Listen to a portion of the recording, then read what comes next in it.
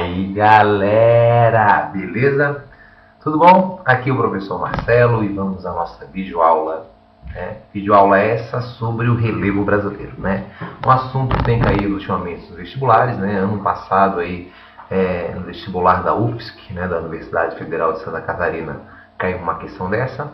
Claro que os nossos alunos estavam bem preparados, né? Por ter sido o ano da morte do Aziz Abi Saber, então era, né, esperado que caísse nos vestibulares. Caiu na UDESC, caiu na UFSC e caiu também em outros vestibulares pelo Brasil afora, ok? Bom, então na aula de hoje vamos falar um pouquinho das características desse relevo, né? Vamos falar alguns aspectos importantes para você memorizar para a prova e também vamos diferenciar as três classificações, né? Classificação de Azevedo, Aziz Abi Saber e a de Jura de Rocha, beleza? Bom, quando eu falar do relevo brasileiro, cara, tem que lembrar o seguinte: o relevo brasileiro é um relevo antigo e desgastado, com predomínio de planaltos, beleza? Relevo antigo e desgastado com predomínio de planalto. Na formação geológica, nós temos dois tipos de formações geológicas no Brasil, né? Nós temos as bacias sedimentares, que predominam, 64%, e temos os escudos cristalinos, com 36%. Não temos dobramentos modernos no Brasil, pois o Brasil ele está bem no meio da placa tectônica, da placa sul-americana. Não está em área de contato, né, da borda da placa, que poderiam ter dobramentos, no caso ali da região oeste da América do Sul, que temos lá a Cordilheira dos Andes, ok?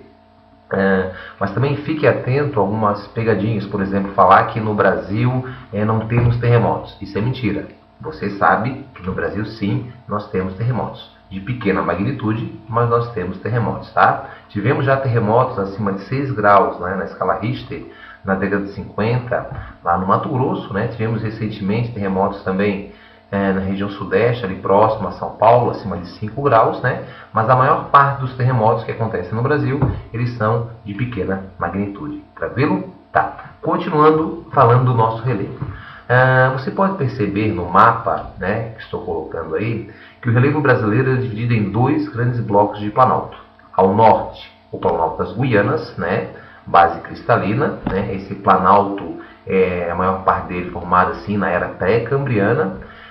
Tu saber que nós temos o ponto mais elevado do Brasil, o Pico da Neblina, né, que fica na Serra do Imeri, no estado do Amazonas, né, a medição antiga, né, que era de 3.014 metros, tá? A nova medição, que está aparecendo em alguns livros aí, aparecendo, né, com a medição de 2.997 metros, mais ou menos, tá? Temos também o 31 de março, né, e também o Monte Roraima, né, outras elevações consideradas nessa área. O outro planalto, que seria a maior unidade do relevo brasileiro, né, que é o planalto brasileiro, ele é subdividido em planalto central, né? Planalto central, lembrar que esse planalto, o que se destaca são as chapadas, né? O planalto nordestino, né? O planalto nordestino que se destaca ali é o planalto da Borborema, que ele tem uma função bem importante, que ele não deixa passar a umidade, né? Dando origem, claro, ao sertão nordestino, ok? Temos o planalto do Atlântico, formado principalmente por serras, né, e escarpas. Nós temos ali o planalto meio arredondado, né, que seria meia laranja, assim denominou Aziz Abi Saber. E temos o planalto meridional ao sul, que ele é formado por serras, chapadas e colinas, mais no extremo sul, tá? Temos planícies? Claro que temos planícies. Temos 3 planícies: a planície amazônica, a planície litorânea e a planície do Pantanal. Pega no meu pé. A planície do Pantanal é a maior planície alagada do mundo. Também tem que estar atento que muitos têm falado sobre isso, né? Devido ao desmatamento da mata ciliar, sabe que os rios açorianos, né? E claro, quando vem a época das chuvas, tu percebe ali que o Pantanal está aumentando cada vez mais seu tamanho. Isso está afetando bastante os agricultores daquela região, né? Tanto agricultores como pecuaristas daquela região, ok? Beleza, esse é o geral do relevo brasileiro. Só mais uma informação que você não pode esquecer. Na porção centro-sul do Brasil, nós tivemos um derramamento basáltico. Então, se falar numa prova que nunca teve atividade vulcânica no Brasil, isso está errado, tá? Ali, o magma ele rompe a crosta e faz aquele derramamento. E esse derramamento basáltico, também chamado derrame de Trepp, ele aconteceu na era Mesozoica, ok? Isso deu um solo, uma qualidade de solo muito importante para essa região. Esse basalto erodido vai dar origem a uma terra vermelha, claro que culturalmente eles chamaram de terra roxa. Tá? Outra coisa tem que estar atento também, esse derramamento basáltico ele também vai estar associado à formação do aquífero Guarani, ok? Isso vai acompanhar isso na aula de hidrografia, para ver bem a formação desse aquífero Guarani e também verá sobre as bacias hidrográficas. Tranquilo até então? Beleza. Então agora nós vamos ver as 3 classificações. Então percebam aqui está a classificação de Haroldo Azevedo. Essa classificação é da década de 40. Ela apenas levou em consideração as altitudes, ok? Percebam aqui no mapa, né? Ó, ela divide em 2 planaltos, o Planalto Norte das Guianas e o Planalto Brasileiro. Sendo que para ele não considera, percebam ali o detalhe para identificar essa classificação, ele não considera o Planalto Nordestino. Tá? Ele considera toda essa porção leste ali, tudo isso como Planalto Atlântico. Então é muito fácil para identificar. Já no extremo sul, lá no extremo sul do Brasil, ele considera aquela região lá, né, dos Pampas, uma 4ª planície. Então seria a planície, claro, a planície dos Pampas, né, ou a planície gaúcha. Para ele seriam, claro, 4 planícies. Né? Nós temos a planície amazônica, a planície do Pantanal, a planície costeira e, claro, a planície dos Pampas, a planície gaúcha. Ok? Fácil para identificar. A outra classificação que é a mais utilizada, né? Até então, agora a gente está utilizando bastante a de Jurandir Rossi, mas aqui mais foi utilizada, que é a classificação de Aziz Abissab.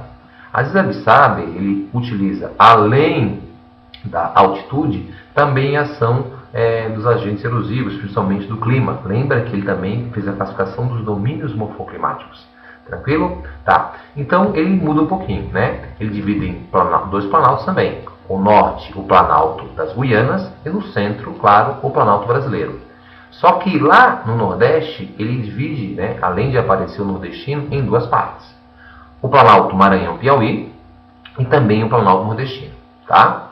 Ele continua chamando, né, essas terras altas de Planalto Atlântico, serras, né, terras altas e serras do Atlântico.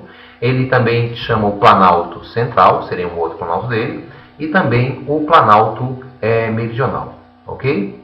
E lá no extremo sul, o que o Haroldo considerava uma planície, ele também considera um planalto, chamado Planalto Rio-Grandense. Ok? Então você percebe 3 planícies, as mesmas planícies da classificação geral, a amazônica, né, a costeira e a do Pantanal. O resto para ele é planalto, o das Guianas e o brasileiro. E o brasileiro subdividido em central, nordestino, Maranhão-Piauí, né, terras altas, né, do Atlântico, esse planalto do Atlântico, o Planalto Central, o Planalto Meridional e lá no extremo sul, aquela região de colinas, ele chama aquilo de Planalto Rio-Grandense. Ok? Bom, aí veio a terceira classificação, a classificação de Jurandir Rossi, da década de 90, né, uma classificação mais recente. E ele divide o Brasil em 28 unidades, por Marcelovski, versão russa. Eu terei que gravar todas essas unidades? Não. Eu aconselho a você gravar o da sua região. Porque os vestibulares, tipo aqui, no caso do falando de Santa Catarina, eles botam bem aqui no caso da região sul, né? O aluno tem que saber a região sul. No vestibular de São Paulo, bem a região sudeste e assim por diante, né? Porque, claro, que seria muito complicado você gravar todas as 28 unidades, sendo que temos alguns nomes um pouquinho complicados, né? Bem extensos para você memorizar, ok? Qual é a diferença da classificação de Jurandir Rossi para as demais? Primeiro, né? O uso da tecnologia foi feito através de sensoriamento remoto, tá? Então, os aviões batendo foto e todo feito essa classificação. Segundo, aparecem as depressões. Percebam que nas outras classificações não apareciam as depressões, tá? Então, agora nós temos sim depressões, e bastante depressões. Dessas 28 unidades, ficou classificado como 11 planaltos, 11 depressões e 6 planícies, fechando as 28 unidades, ok?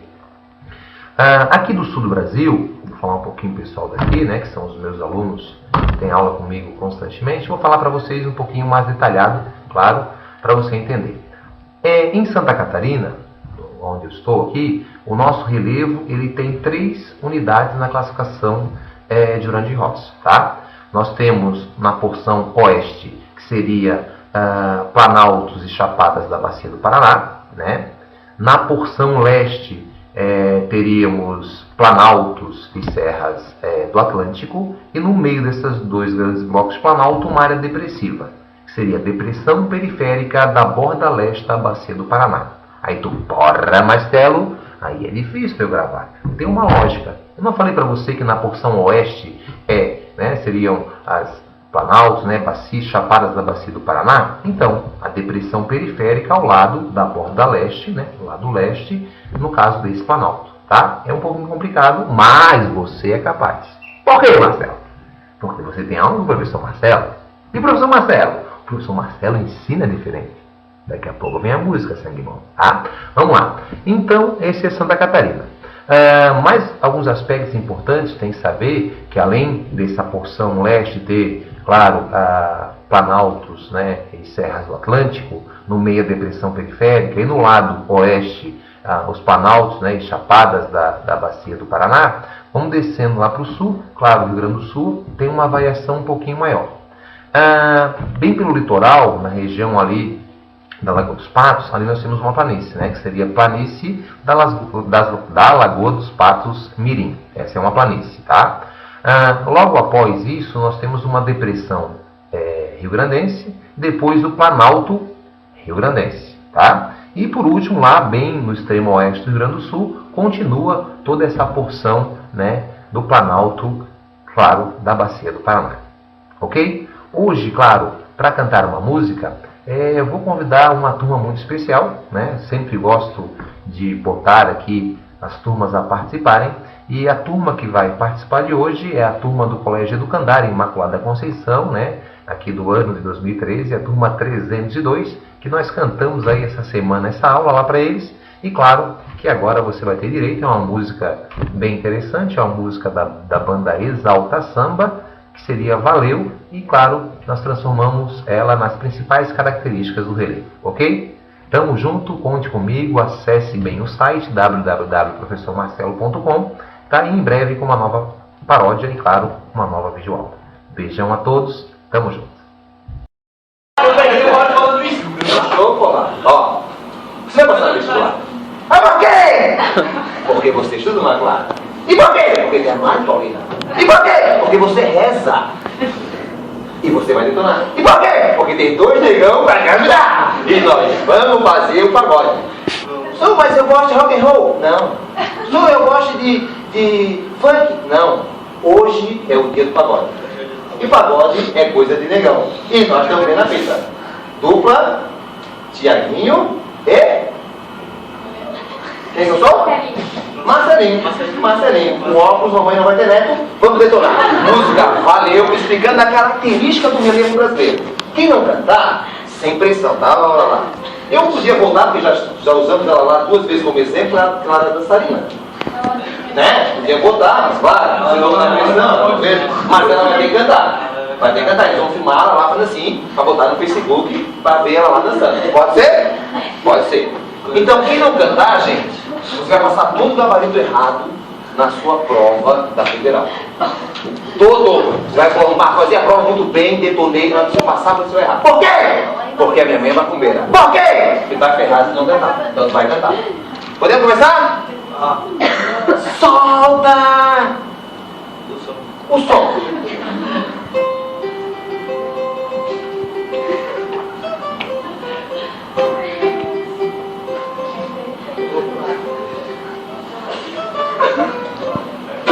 Ficou mais fácil passar no vestibular. Ouça as dicas quentes que eu vou te falar sobre o nosso relevo, Planalto que mais vejo.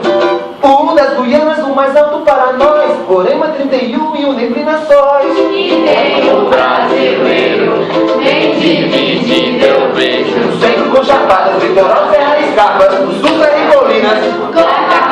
Nordeste é iludido por Borema, meu amigo, não deixa na umidade. Lá entrar, Valeu, também tem parecimento. Amazônia e a litorânea. Valeu, Pantanal, não esqueceu que ela bebe. Tem a sagrada. Valeu, também tem Paris-Meu, Amazônia e a litorânea. Valeu, Pantanal, não esqueceu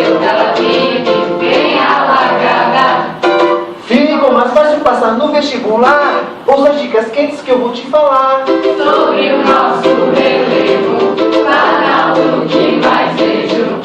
O das Guianas, o mais alto para nós, Roraima 31 e o Neblina Sóis. E tem o brasileiro, bem dividido eu vejo. Centro com chapadas, litoral, serra, escarpas, sul, serra e colinas. Leste erodido com Roraima, meu amigo, não deixa da umidade. Lá penetrar, Valeu, também tem Parecimento, Amazônia. e a litorânea, Valeu, não nos esqueceu. ela vive. Tem Vai acabar. Valeu, também tem Parece meu, Amazônia. E ali, litorânea, valeu. não nos esqueceu. Ela vive, tem a largada. Oh yeah! Tá de macho? Muito bem. Tá bom, pô.